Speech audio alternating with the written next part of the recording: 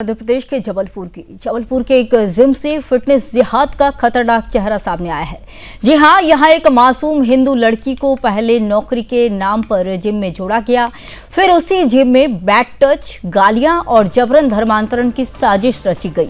इस पूरे षड्यंत्र के पीछे जिहादी अमन खान जो जिम ट्रेनर बना, लेकिन असल में उसका मकसद था हिंदू लड़कियों को फंसाकर उनका धर्म बदलवाना। पीड़िता ने साहस दिखाते हुए थाने में एफआईआर दर्ज कराई, जिसमें साफ लिखा गया कि जिहादी न सिर्फ उसे छूने की कोशिश करता था, बल्कि इस्लाम कबूल करने का दबाव भी बनाता था और अगर खबरों की माने तो जॉब से हटाने की धमकी भी दे रहा था। जब इस बात का पता हिंदू संगठनों को चला, तब उनमें आक्रोश भर गया। खुलासे के बाद हिंदू टाइगर फोर्स की कार्यकर्ताओं के साथ युवती थाने पहुंची। कार्यकर्ताओं ने साफ कहा, ऐसे जिहादी समाज में जहर घोट रहे हैं और इन्हें जल्द से जल्द गिरफ्तार किया जाना चाहिए।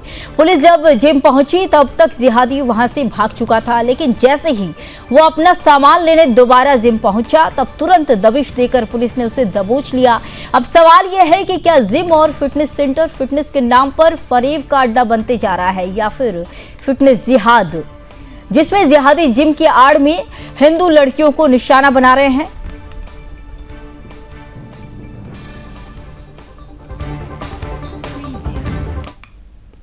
यहाँ पे साई फिटनेस का काम करती थी। वहाँ पे एक अमन नाम का लड़का है जो मुझे मतलब टॉर्चर करता था।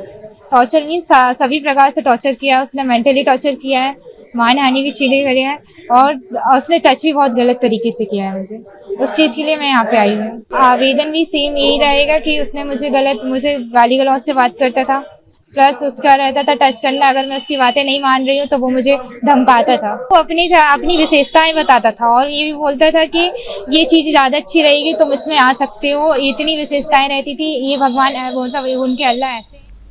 इसी खबर पर और अधिक जानकारी के साथ मेरे सहयोगी रामस्वरूप शर्मा जुड़ चुके हैं। रामस्वरूप, सबसे पहले मैं यही जानना चाहूंगी कि जबलपुर के इस जिम में जो घटना घटी है उसकी पुलिस ने अब तक क्या पुष्टि की है? एफआईआर में पीड़िता ने किन किन आरोपों का जिक्र किया है?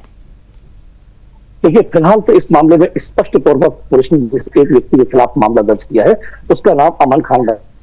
लेकिन अमन राज बनकर वो हिंदू लड़की का यौन शोषण करने की कोशिश करता था, उसे बैड टच करता था। जिस तरह से उसने सोशल मीडिया पर असंगीन आरोप लगाए हैं, उसके ऊपर धर्म परिवर्तन करने का मनोवैज्ञानिक दबाव भी बनाता था। सबसे बड़ी बात यह है कि सॉफ्ट कॉर्नर इस्लाम का, उसकी अच्छाइयां, इस्लाम की खूबियां बताकर उसका पहले ब्रेन वॉश करने की कोशिश की। और संभवतः ये भी हो सकता है कि लड़की ने अभी खुले तौर पर और स्पष्ट तौर पर नहीं बताया है, लेकिन लड़की उसके साथ किसी रिलेशन में आई हो और उसके दूसरे अन्य लव जिहाद के मामलों की तरह किसी तरह की असली वीडियो शूट की हो और उसे मनोवैज्ञानिक तरीके से दबाव बनाकर ब्लैकमेल करने की कोशिश की हो। ये पूरा मामला मध्य प्रदेश के इंदौर की तर्ज पर है। वहां भी एक जिम था और मोहसिन नाम के व्यक्ति के ऊपर लगभग 100 लड़कियों ने यौन शोषण के और असली वीडियो बनाने के आरोप लगाए थे। तो अब मध्य प्रदेश में न केवल कॉलेजेस, यूनिवर्सिटीज और मजारें लव जिहाद का सॉफ्ट कॉर्नर है, बल्कि जो जिम होते हैं उनके जो ट्रेनर हैं वो जिहादी तत्व हैं। हिंदू लड़कियों को इस्लाम की खूबियां बताकर उनके साथ संबंध स्थापित करके और उन्हें फिर इमोशनल ब्लैकमेल करने की कोशिश करते हैं। इस तरह के मामले लगातार मध्य प्रदेश में अब तेजी से बढ़ते चले आ रहे हैं। यानी कि आप ये कहना चाह रहे हैं, ये जो आरोपी है, इस आरोपी के पहले भी इन्होंने और भी ज्यादा इसने किए हुए थे, ऐसी हरकतें और भी लड़कियों के साथ किए हुए थे? देखिए, चूंकि इस संभावना से इनकार नहीं किया जा सकता संगीता जी, आपने बहुत अच्छा पका हुआ सवाल पूछा है और पत्रकारिता की लफ्ज से लव जिहाद के मामले से आप बहुत वाकिफ है। जैसे कि मैंने आपको उल्लेख किया कि मध्य प्रदेश के इंदौर से भी एक ऐसा ही मामला आया था, जिसमें एक व्यक्ति को, जिसका नाम मोहसिन खान बताया गया था, आरोपी बनाया गया था। उस पर लगभग 100 लड़कियों ने सिलसिलेवार एक के बाद एक संगीन आरोप लगाए थे। उसी मामले की तर्ज पर यह मामला भी हो सकता है। अगर इसकी ठीक से जांच होती है तो मुझे लगता है कि इस युक्ति के अलावा मतलब अगर सही से जांच होती है तो इस जो आरोपी है इसके खिलाफ और भी कई मामले सामने आ सकते हैं। ये कोई पहला मामला नहीं होगा। नहीं, बिल्कुल।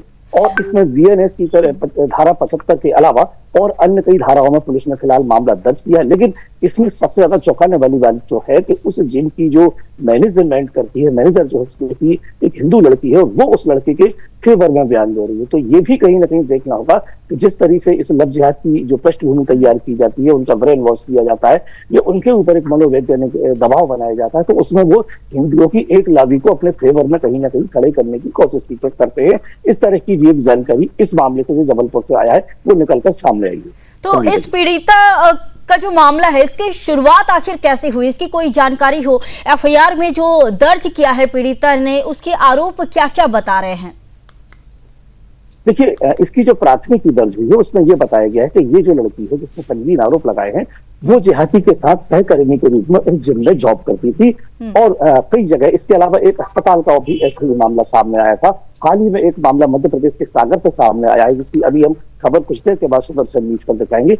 उसमें भी एक 2 बच्चों के पिता ने एक हिंदू लड़की को लव जिहाद में फांसा है और उसका भी यौन शोषण करने का प्रयास किया है। वो जानकारी भी हम अपने दर्शकों को बताते चले कि एक साथ मध्य प्रदेश से जबलपुर के 2 मामलों का खुलासा हुआ है। एक ताजा मामला मध्य प्रदेश के सागर से सामने आया है, जहां एक जिहादी जो कि 2 बच्चों का बाप है और उसने एक कॉलेज की छात्रा को प्रेम पास में फांसा और उसके अश्लील वीडियो बनाए हैं। और दूसरा जो मामला है ये मध्य प्रदेश के जबलपुर का है, जिसमें एक जो जिम ट्रेनर है वो अपनी सहकर्मी को जो जिम की ट्रेनिंग भी देता था, लेकिन उसे गलत तरीके से स्पर्श करता था, बैक टच करता था। उस महिला ने, उस लड़की ने इस तरह के आरोप फिलहाल लगाए हैं और इसी आधार पर पुलिस ने प्राथमिकी दर्ज की है। हिंदू संगठनों के द्वारा पुलिस के ऊपर दबाव बनाया जा रहा है और लगातार जबलपुर में इस पूरे मामले को लेकर प्रदर्शन और धरने का जो माहौल है वो पूरा बना हुआ है। ठीक है रामस्वरूप जी, आपने पूरी जानकारी दी।